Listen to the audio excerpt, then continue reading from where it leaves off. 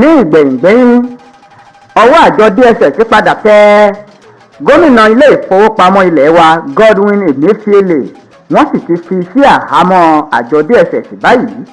Àjọ ọ̀tẹlẹ̀múyẹ́ orílẹ̀-èdè Nàìjíríà DSS wọ́n ti fi síkú òfin mú gómìnà CBN Godwin Emefiele, ó sì ti wà ní àhámọ́ wọn. DSS ló fi ìròyìn náà léde tí wọ́n sì fi ìdí rẹ̀ múlẹ̀ fún àwọn akọ̀ròyìn lójú òpó Twitter wọn ni wọ́n fi kinní ọ̀hún sí lónìí ọjọ́ 10 oṣù kẹfà ọdún 2023. Tí ẹ kò bá gbàgbé, DSS ti kọ́kọ́ sọ wípé Godwin Emefiele kò sí ní àkàtà wọn, èyí tó mú kí ọ̀pọ̀ aráàlú máa béèrè wípé níbo ló wà.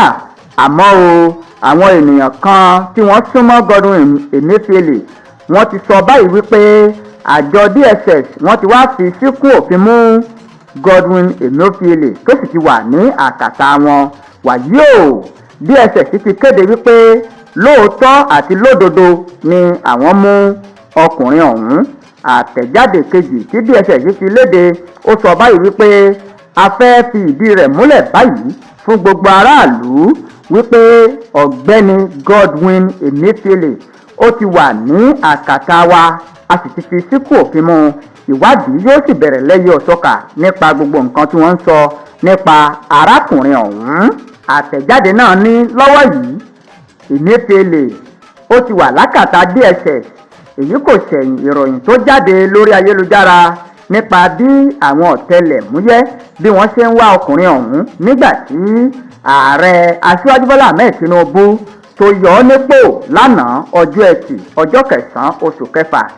Èyí kì í ṣe ìgbà àkọ́kọ́ tí ìròyìn yóò jáde wípé àjọ DSS ti mú Emefiele lórí awuyewuye náà nígbà tó sì ti bẹ̀rẹ̀, ṣùgbọ́n àti irọ́ àti òótọ́ ọ̀rọ̀ ọ̀hún ti padà di òótọ́ báyìí tí àjọ DSS sì ti na ọwọ́ gan.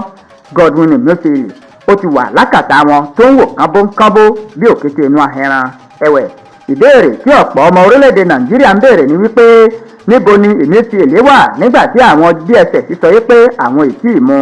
Tí ẹ kò bá gbàgbé, ọjọ́ Ẹtì ni agbẹnusọ akọ̀wé ìjọba orílẹ̀-èdè Nàìjíríà William Bazi ó kéde àṣẹ ààrẹ Aṣíwájú Bọ́lá Ahmed Tinubu wípé kí wọ́n yọ Emefiele nípò lẹ́yìn ọ̀sọ́kà. Àtẹ̀jáde náà ló lọ báyìí tó sì pa á láṣẹ wípé kí Godwin Emefiele kó yẹ̀bá kúrò lórí gómìnà báńkì àpapọ̀ ilé wa lẹ́sẹ̀kẹsẹ̀. Àṣẹ yìí kò ṣẹ̀yìn ìwádìí kan tó ń lọ lọ́wọ́ ní ọ́fíìsì rẹ̀ lórí àtúnṣe ètò ọrọ̀ ajé orílẹ̀-èdè Nàìjíríà, tí wọ́n sì sọ wípé ó lọ́wọ́ nínú màkàrúrù owó tí iye rẹ̀ tó pọ̀ rẹpẹtẹ. Lẹ́yìn ọ̀sọ́kà ni wọ́n fi akẹgbẹ́ rẹ̀ ṣe ọ̀gá àgbà tí yóò máa di lémú Fọlásọdún Adébísí Sọ́núbí.